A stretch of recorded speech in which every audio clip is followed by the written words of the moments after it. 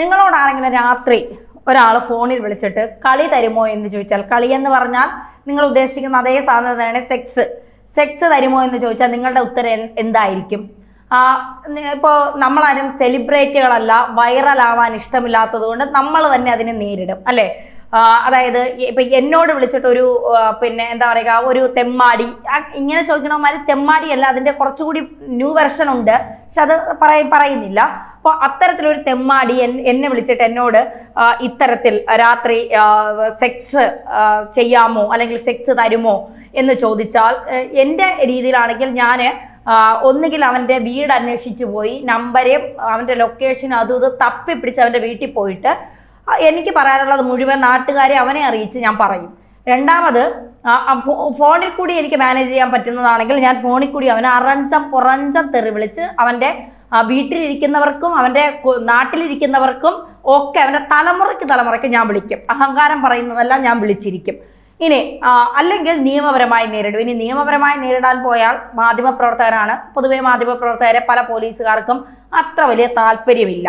അപ്പോൾ സ്വാഭാവികമായും നമ്മൾ കൊടുക്കുന്ന കേസ്, പിന്നെ നമുക്ക് ഈ രാഷ്ട്രീയ നേതാക്കൾ നമ്മളെ മക്കളെപ്പോലെ കാണാത്തത് കൊണ്ടൊന്നും നമ്മുടെ കേസുകളൊന്നും, നമ്മൾ കൊടുക്കുന്ന കേസുകളൊന്നും അങ്ങനെ ഭയങ്കര ഗൗരവമായെന്ന് കേരളത്തിലെ പോലീസുകാർ, അത് വനിതാ പോലീസുകാരായാലും അല്ലാത്ത സാധാ കേരളത്തിലെ പോലീസുകാരായാലും ഒന്നും നമ്മുടെ കേസെടുത്ത് ആർജവത്തോടെ അന്വേഷിച്ച് KJ ഷൈൻ ടീച്ചറിന്റെ പോലെ ആർജവത്തോടെ അന്ന് തന്നെ പ്രതിയെ അറസ്റ്റ് ചെയ്ത് പ്രതിയുടെ വീട് വളഞ്ഞ് പ്രതിയുടെ വീട്ടിനകത്ത് റെയ്ഡ് നടത്തി, ഇങ്ങനെയൊന്നും നമ്മുടെ കേസുകളിൽ എന്തായാലും ഉണ്ടാകില്ല എന്നുള്ളത് ഉറപ്പാണ്. അതുകൊണ്ട് സ്വാഭാവികമായി നമ്മൾ തന്നെ അത് നേരിടും. പല വാർത്തകളും ചെയ്യുമ്പോൾ അതിൻ്റെ അടിയിൽ വന്നിട്ട് നിന്റെ സെക്സ് വാർത്ത കേൾക്കാൻ ഞങ്ങൾ കാത്തിരിക്കുന്നു, നീ വെടിയാണ്, ചരക്കാണ്, നിന്റെ വീട്ടിലിരിക്കുന്ന നിന്റെ അമ്മ അങ്ങനെയാണ്, നിന്റെ അച്ഛൻ ഇങ്ങനെയാണ്, നിനക്ക് വിദേശ രാജ്യങ്ങളിൽ പോയി ശരീരം വിറ്റ് ജീവിച്ചൂടെ നിനക്ക്, അങ്ങനെയൊക്കെ വളരെ മോശമായ കമന്റുകളാണ് നമുക്ക് നേരെ വരുന്നത്.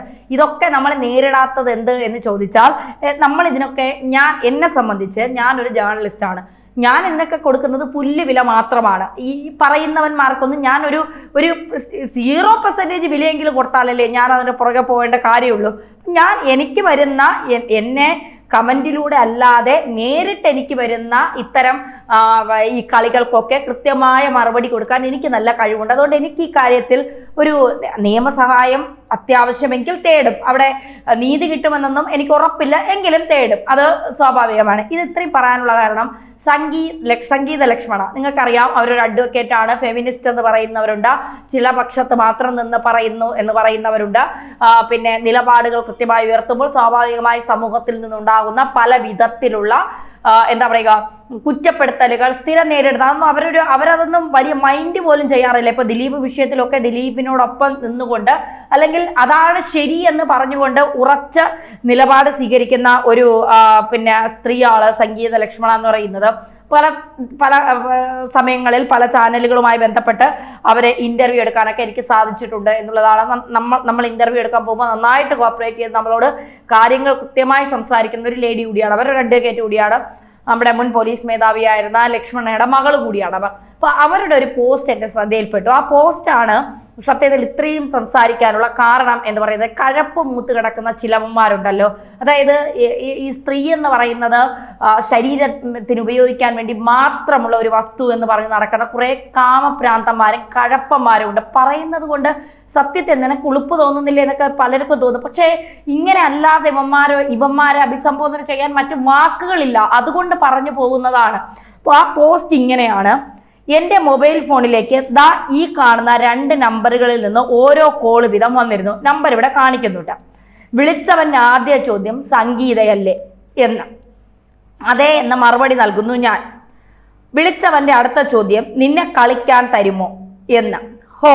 ഞാനൊരു CPM നേതാവല്ല, ഞാനൊര CPM നേതാവിൻ്റെ ഭാര്യയല്ല, ഞാനൊരു മാധ്യമ പ്രവർത്തകയല്ല, ഞാനൊരു മാദകത്തിടമ്പ് സിനിമയില്ലാത്ത സിനിമാ നടിയല്ല, ഞാനൊരു യൂട്യൂബ് വൈറലാണിയല്ല, സർവോപരി ഞാൻ പ്രതിപക്ഷ നേതാവിൻ്റെ ഇഷ്ടക്കാരിയല്ല, ഓൻ്റെ നാട്ടുകാരിയുമല്ല ഞാൻ. എന്നെപ്പോലെയുള്ള സാധാരണക്കാരായ സ്ത്രീകൾക്ക് ഈ നാട്ടിൽ ചോദിക്കാനും പറയാനും ആരും ഇല്ലല്ലോ. എന്നെപ്പോലുള്ള സാധാരണക്കാരായ സ്ത്രീകൾ കൊടുക്കുന്ന പരാതികൾ എത്ര എണ്ണം കേരളത്തിലെ സൈബർ പോലീസ് സ്റ്റേഷനുകളിൽ പൊടിയടിച്ച് മാറാല പിടിച്ച് ഗതി കിട്ടാതെ കിടപ്പുണ്ടെന്നോ? ഇനി തൈക്കിളവിയായ എന്റേതും കൂടി വേണ്ടെന്റെ പൊന്നോ. അതുകൊണ്ട് ഇങ്ങനെയുള്ള കോൾസ് വരുമ്പോൾ ഞാൻ തന്നെ അതങ്ങ് ഡീല് ചെയ്യും. ഇൻ അതർ വേർഡ്സ്, മേൽപ്പറഞ്ഞ ആവശ്യവുമായി എന്നെ വിളിച്ചവനുള്ള മറുപടി ഞാൻ അപ്പൊ തന്നെ അവന് കൊടുത്തിട്ടുണ്ട്. 2 നമ്പറും ഞാൻ ബ്ലോക്ക് ആക്കിയിട്ടുമുണ്ട്. ഒരേ ആൾ രണ്ടാമത് മറ്റൊരു നമ്പറിൽ നിന്ന് വിളിച്ചത് കൊണ്ടാണ് ഇതിവിടെ പരസ്യപ്പെടുത്തുന്നത്. ഇനി വിളിക്കുന്നവന്മാർക്കും ഇത് തന്നെയാകും ചികിത്സ. ഇതുകൂടി അറിയുക. ഇല്ല, നിനക്ക് കളിക്കാൻ എന്നെ തരില്ല. നിന്നെ കളിക്കാൻ എനിക്ക് താല്പര്യമുണ്ടെങ്കിൽ ഞാൻ അങ്ങോട്ട് വിളിച്ച് ചോദിക്കും. ഇങ്ങനെയാണ് പോസ്റ്റ്. അവസാനത്തെ വരിയാണ് എനിക്ക് ഏറ്റവും ഇഷ്ടപ്പെട്ടത്. ഇതുകൂടി അറിയുക. ഇല്ല, നിനക്ക് കളിക്കാൻ എന്നെ തരില്ല. നിന്നെ കളിക്കാൻ എനിക്ക് താല്പര്യമുണ്ടെങ്കിൽ ഞാൻ അങ്ങോട്ട് വിളിച്ച് ചോദിക്കും. ഇതാണ് സംഗീത ലക്ഷ്മണയുടെ പോസ്റ്റ്. ഒന്ന് ആലോചിച്ച് നോക്കുക. ആ നമ്പര് ഞങ്ങൾ ഇവിടെ 2-3 തവണ കാണിക്കുന്നുണ്ട്. കാരണം എന്തെന്ന് വെച്ചാൽ നിങ്ങൾ സൂക്ഷിക്കുക, ഇത്തരത്തിലുള്ള ഇവനൊക്കെ ഞരമ്പ് രോഗികളല്ല. ഞരമ്പ് രോഗികളെന്ന് പറയുമ്പോൾ നമുക്ക് ഇപ്പൊ രാത്രി ഒരു സ്ത്രീ ഒരു 10 മണിക്ക് ശേഷം ഫേസ്ബുക്കിൽ ഇരുന്നാൽ, സ്ത്രീകൾക്കുണ്ട് കേട്ടോ ഇത്തരത്തിൽ സ്വഭാവങ്ങൾ, ഇല്ല എന്ന് പറയുന്നില്ല. ഒരു 10 മണിക്ക് ശേഷം ഈ പച്ച വെളിച്ചം കണ്ടാൽ, നമ്മുടെ ഫേസ്ബുക്കിലൊക്കെ പച്ച വെളിച്ചം കണ്ടാൽ എന്താ മോളൂസേ കഴിച്ചോ തിന്ന്, ഇവന്റെ കുടുംബത്തിലുള്ളവന്റെ അമ്മയോ ഭാര്യയോ കൊച്ചോ കഴിച്ചോ എന്നവൻ ചോദിക്കില്ല. എവിടെയോ ഇരിക്കുന്ന ആരും അറിയാത്ത ഒരു സ്ത്രീ, ആർക്കും അറിയാത്തൊരു സ്ത്രീ, ഇവന് പോലും അറിയാത്തൊരു സ്ത്രീ, അവന്റെ കരുതൽ കെയറിങ് ആണ്. കഴിച്ചോ, കുളിച്ചോ, പിന്നെ എന്തെടുക്കുക, എന്ത് ചെയ്യുക, ഇപ്പൊ എന്ത് ഡ്രസ്സായിട്ടിരിക്കുന്ന, ഡ്രസ്സിന്റെ കളർ എന്താ, അതിന്റെ അടിയിലിട്ടിരിക്കുന്നതിന്റെ കളർ എന്താ, പിന്നെ നമ്പർ തരുമോ, വിളിക്കാമോ, ഞാൻ വിളിക്കട്ടെ, ഇതൊക്കെ നിനക്കെങ്ങനെ അറിയാമെന്ന് ചോദിച്ചാൽ കുറെ നാൾ ഇതൊക്കെ നേരിട്ടതാ ചേട്ടന്മാരെ. അതിനൊക്കെ കൃത്യമായ മറുപടിയും കൊടുത്തിട്ടുണ്ട്. അവന്റെ അമ്മയ്ക്കും വരെ വിളിച്ചിട്ടുണ്ട്. ഉള്ളതുപോലെ തന്നെ പറയണമല്ലോ. കാരണം ആരും 100% പെർഫെക്റ്റ് അല്ല. നമുക്ക് നമ്മുടേതായ വീഴ്ചകൾ, ദൗർബല്യങ്ങൾ എല്ലാം ഉണ്ട്. അതെല്ലാം മുൻനിർത്തിക്കൊണ്ട് തന്നെയാണ് പറയുന്നത്. പക്ഷേ ചില ഞരമ്പ് രോഗികളെന്നല്ല, ചില കഴപ്പെന്ന് പറയുന്നത് എന്താ പറയുക, എത്ര സ്ത്രീകളുടെ അടുത്ത് പോയാലും കഴപ്പ് തീരാത്ത കുറെ കാമം പിടിച്ച കുറെ കാമപ്രാന്തന്മാരുണ്ട്. ഇവന്മാരെയൊന്നും നമുക്ക് എത്ര നേരെ ആക്കിയാലും നേരെ ആക്കാൻ പറ്റില്ല. പോട അലവലാതി എന്ന് വിളിച്ച് അവൻ പറയും, മോളൂസേ എന്താ ഇങ്ങനെ വിളിക്കുന്നേ, പോട ചെറ്റേ.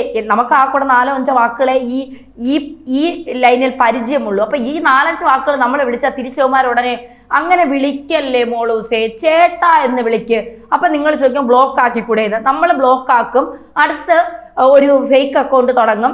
അപ്പോൾ മാധ്യമ പ്രവർത്തകൻ എന്നൊക്കെ വെച്ചിട്ടായിരിക്കും കാണുന്നത്. നമ്മൾ ആദ്യമൊക്കെ നമുക്ക് മാധ്യമ പ്രവർത്തകർ എന്ന് പറയുന്നത് നമുക്കത് ക്ലാരിഫൈ ചെയ്യാനുള്ള സമയമൊന്നും നമ്മൾ എടുക്കരുത്. നമ്മൾ ആ മാധ്യമ പ്രവർത്തനല്ലേ, നമ്മുടെ ഒരേ ഫീൽഡല്ലേ എന്ന് പറഞ്ഞിട്ട് നമ്മൾ ഫ്രണ്ടാക്കും.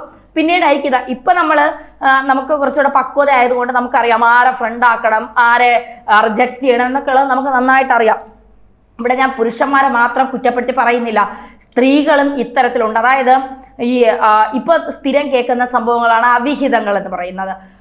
ഭാര്യയ്ക്ക് ഭർത്താവിനെ ചതിക്കാം, ഭർത്താവിന് ഭാര്യയെ ചതിക്കാം. ഇങ്ങനെ നിരന്തരം അവിഹിത കഥകൾ കേട്ടുകൊണ്ടാണ് നമ്മൾ ഓരോ ദിവസവും. ഇപ്പൊ ഇന്ന് ഞാൻ ഈ വാർത്ത തുടങ്ങുന്നതിന് കുറച്ച് മുമ്പ് കണ്ടത്, കുറച്ച് നാളുകൾക്ക് മുമ്പുള്ള വാർത്തയാണെന്ന് എനിക്കറിയില്ല. ഭാര്യയുടെ അവിഹിതം കയ്യോടെ പിടിച്ച ഭർത്താവ് ആത്മഹത്യ ചെയ്തു, മണ്ണെണ്ണ ഒഴിച്ച് ആത്മഹത്യ ചെയ്തു. കുഞ്ഞും മരിച്ചു എന്നാണ് ഞാൻ മനസ്സിലാക്കുന്നത്. എന്നിട്ടും കാമുകനെ ഉപേക്ഷിക്കാതെ ആ മരണത്തിൽ അയാൾ അവസാനം നോക്ക് കാണാൻ പോലും നിൽക്കാതെ അവൾ കാമുകനോടൊപ്പം പോയി എന്നുള്ള വാർത്തയാണ് ഞാൻ കേൾക്കുന്നത്. എനിക്കറിയാവുന്ന ഒരു സ്ത്രീയുണ്ട്, പേര് പറയുന്നില്ല. പക്ഷെ ഭർത്താവ് ബസ്സിലെ കണ്ടക്ടറോ ഡ്രൈവറോ ആണ് അദ്ദേഹം. അപ്പോൾ അദ്ദേഹം പിന്നെ വളരെ നല്ല മനുഷ്യനെന്നാണ് എൻ്റെ അന്വേഷണത്തിൽ എനിക്ക് മനസ്സിലായത്. അപ്പോൾ അദ്ദേഹം വളരെ ഒരു നല്ല മനുഷ്യനാണ്. അപ്പോൾ ഈ സ്ത്രീ പിന്നെ എന്താ പറയുക, ഈ സ്ത്രീയോടൊപ്പം കോളേജിൽ പഠിച്ച ഒരു പുരുഷൻ, ഈ പുരുഷനുമായി ഈ സ്ത്രീ ഫേസ്ബുക്കിലൂടെ പരിചയപ്പെട്ടതിന് ശേഷം ഈ പുരുഷനുമായി നിരന്തരം ഫേസ്ബുക്കിലൂടെ, പിന്നെ അത് വാട്സപ്പിലൂടെ ആകുന്നു. വാട്സപ്പിലൂടെ ഈ സ്ത്രീ ഇയാളുമായി സെക്സ് ചാറ്റ് നടത്തുന്നു. പിന്നീട് ഇവർ തമ്മിൽ കാണുന്നു. കണ്ടു കഴിഞ്ഞ് ഇവർ തമ്മിൽ ലൈംഗികമായി ബന്ധത്തിലേർപ്പെടുന്നു. ഈ സ്ത്രീക്ക് 2 മക്കളും ഒരു ഭർത്താവുമുണ്ട്. ഈ സ്ത്രീ ഈ പുരുഷൻ ആ സമയത്ത് കല്യാണം കഴിഞ്ഞിട്ടില്ല. ഈ പുരുഷനോട് പറഞ്ഞിരിക്കുന്നത്, എൻ്റെ ഭർത്താവ് എന്നെ സ്ത്രീധനത്തിന്റെ പേരിൽ ഒരുപാട് ഉപദ്രവിക്കുന്നുണ്ട്, ഒരുപാട് വഴക്കുണ്ടാക്കുന്നുണ്ട്, എനിക്ക് അയാളോടൊപ്പം മനസമാധാനത്തിൽ ജീവിക്കാൻ പറ്റുന്നില്ല, ഞാൻ വളരെ മാനസികമായി വളരെ പ്രയാസത്തിലാണ്, അതുകൊണ്ട് എനിക്ക് ഒരു സാന്ത്വനം, അതാണല്ലോ ഇപ്പോഴത്തെ വാക്ക്, കെയറിങ്, ഭർത്താവിൽ നിന്ന് കിട്ടാത്ത കെയറിങ് വേറൊരുത്തൻ കൊടുക്കുമ്പോൾ അവിടേക്ക് പോകുക എന്നുള്ളതാണ്. അപ്പോൾ ആ കെയറിങ് എനിക്ക് കിട്ടുന്നില്ല എന്ന് പറഞ്ഞപ്പോൾ ഇയാൾ ഇരു കൈ നീട്ടി സ്വീകരിക്കുന്നു, കെയറിങ് കൊടുക്കുന്നു, കെയറിങ് ഏട്ടായി ആകുന്നു. ആ സമയത്ത് തന്നെ ഇയാൾക്ക് 4 5 സ്ത്രീകളുമായി ബന്ധമുണ്ട്. അത് ഈ സ്ത്രീ അറിയുന്നില്ല. ഇയാൾ ഈ സ്ത്രീയുമായി പല പല ഹോട്ടലുകളിൽ പോകുന്നു, ലൈംഗികമായി ബന്ധപ്പെടുന്നു, അതിനുശേഷം പോകുന്നു. പിന്നീട് ചാറ്റുകൾ, ഇതൊക്കെ ഭർത്താവ് അറിയാതെ മക്കൾ അറിയാതെയും കാര്യങ്ങളൊക്കെ കൃത്യമായി നടക്കുന്നു. ഭർത്താവിൻ്റെ മുന്നിൽ മാന്യമായ, ബന്ധുക്കളുടെ മുന്നിലും ഭർത്താവിൻ്റെ മുന്നിലും മാന്യതയുടെ മുഖംമൂടി അണിഞ്ഞ സ്ത്രീ. ഇവിടെ പുരുഷൻ എന്ന് പറയുന്നത് നാട്ടുകാരുടെ മുന്നിലും വീട്ടുകാരുടെ മുന്നിലും മാന്യതയുടെ മുഖംമൂടി അണിഞ്ഞ പുരുഷൻ. ഇതാണ് സംഭവം. അതിനുശേഷം ഈ പുരുഷൻ ഈ കല്യാണം കഴിക്കുന്നു. ഇയാൾക്കൊരു പ്രണയം ഉണ്ടായിരുന്നു. ആ പ്രണയിച്ച സ്ത്രീയെ ആദ്യം ഇയാൾ വഞ്ചിക്കുന്നു. അതിനുശേഷം വീണ്ടും ഈ കാലത്തിന്റെ കാവ്യനീതി എന്നൊക്കെ പറയുന്നത് പോലെ ഈ വഞ്ചിച്ച സ്ത്രീ തന്നെ ഇയാളുടെ ജീവിതത്തിൽ പിന്നീട് ഭാര്യയായി ചെല്ലുന്നു. ഭാര്യയായി ചെന്നതിന് ശേഷം പിന്നീട് ഈ സ്ത്രീ മനസ്സിലാക്കുന്നു, അതായത് വിവാഹം കഴിഞ്ഞ് ഏകദേശം 10 12 ദിവസം കഴിഞ്ഞപ്പോൾ ഈ അവിഹിതക്കാരിയുമായി വീണ്ടും ഇയാൾ ഹോട്ടലിൽ മുറിയെടുക്കുന്നു. പിന്നീടും ഇവർ തമ്മിൽ എന്താ പറയുക, ശാരീരികമായി ബന്ധപ്പെടുന്നു. അതിനുശേഷം ഈ ഭാര്യ ഇതറിയുന്നു.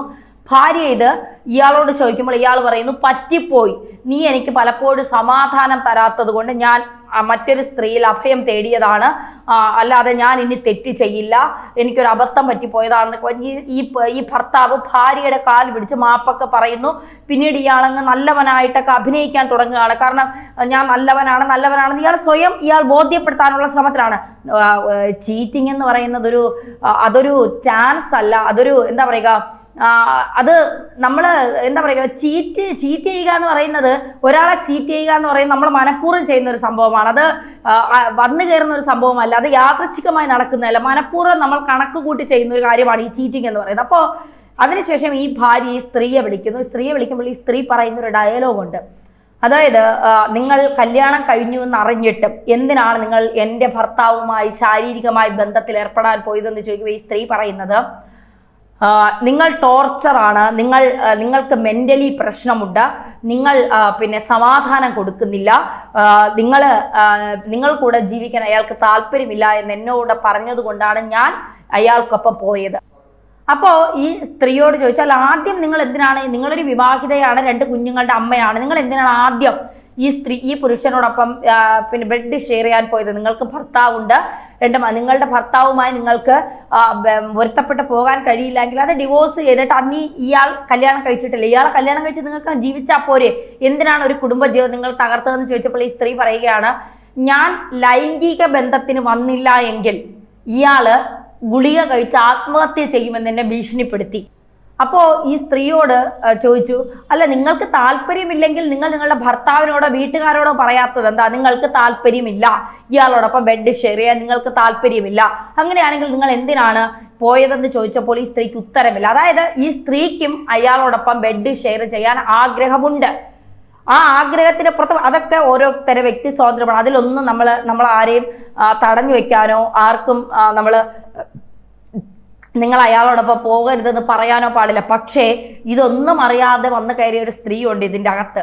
ആ സ്ത്രീ അനുഭവിക്കുന്ന ഒരു വേദനയുണ്ട്, ചതിക്കപ്പെട്ടവളുടെ ഒരു വേദനയുണ്ട്. അപ്പോൾ ഇവിടെ ഈ ബന്ധങ്ങൾക്കൊന്നും ഒരു വിലയുമില്ല എന്നുള്ളതാണ്. ഇതിൻ്റെ ഇടയ്ക്കാണ് കുറെ ഞരമ്പ് രോഗികൾ വന്നു കിടന്നിട്ട്, നീ അങ്ങനെയല്ലേ ചെയ്തത്, നീ ഇങ്ങനെ നീ കളിക്കാൻ തരുമോ, കൂടെ വരുമോ, സെക്സ് ചെയ്യാൻ താല്പര്യമുണ്ടോ, ഫോൺ സെക്സിന് താല്പര്യമുണ്ടോ എന്ന് ചോദിക്കുന്ന ചെറ്റകൾ, നാറികളുണ്ട്. അത്തരം നാറികളെ പലപ്പോഴും എൻ്റെ ഫ്രണ്ട്സൊക്കെ ഇരുന്ന് അവന്മാരെ പുറഞ്ഞും തള്ളക്കി വിളിക്കുന്നതും അവർക്ക് മടുക്കുമ്പോൾ ഞാൻ ഫോണെടുത്ത് ഞാനും അവന്മാരെ പുറഞ്ഞും തള്ളക്കി വിളിച്ചിട്ടുണ്ട്. കാരണം അത്രമാത്രം ഈ കൃമി കീടങ്ങളെ പോലെ ഇവന്മാരിങ്ങനെ, കാരണം ഇവന്മാരോട് ചോദിക്കാനും പറയാനും ആരുമില്ലല്ലോ. നമ്മളൊരു പരാതി കൊടുത്താൽ, ഇപ്പോൾ സംഗീത ലക്ഷ്മണ പറയുന്നത് പോലെ ഇങ്ങനെ നമ്മളോട് ചോദിച്ചു എന്ന് വരും, നമ്മളൊരു പരാതി കൊടുത്താൽ ഇവന്മാരെ പുറകെ പോയി, നമ്മൾ CPM നേതാവല്ല, CPM നേതാവിന്റെ ഭാര്യയല്ല, കോൺഗ്രസ് നേതാവല്ല, കോൺഗ്രസ് നേതാവിന്റെ ഭാര്യയോ പെങ്ങളോ അനിയത്തിയോ മകൾ തുല്യമായതോ നാട്ടുകാരിയോ യൂട്യൂബറോ റീൽസ് നടിയോ സിനിമയിൽ അഭിനയിക്കാതെ സിനിമാ നടിയായവളോ ഒന്നുമല്ല നമ്മളുടെ കാര്യങ്ങൾ ഗൗരവത്തിൽ ഇവർ എടുക്കില്ല. അതാണ് യാഥാർത്ഥ്യം എന്ന് പറയുന്നത്. അപ്പോൾ ആ യാഥാർത്ഥ്യത്തെ നമ്മൾ ഉൾക്കൊണ്ടുകൊണ്ട് തീർച്ചയായിട്ടും നമ്മൾ നമ്മുടേതായ വഴിക്ക് നീങ്ങുക എന്നുള്ളത് മാത്രമാണ് ഒരു യാഥാർത്ഥ്യം. അതുകൊണ്ട് കളിക്കാൻ വരുന്നവന്മാര് സൂക്ഷിച്ചും കണ്ട് വന്നില്ലെങ്കിൽ ഈ നല്ല ബോൾഡായിട്ടുള്ള സ്പെൻഡിങ്ങുകളുണ്ട്, അവരിൽ നിന്ന് നല്ലത് കിട്ടുമെന്നുള്ള കാര്യത്തിൽ ഒരു സംശയവും വേണ്ട.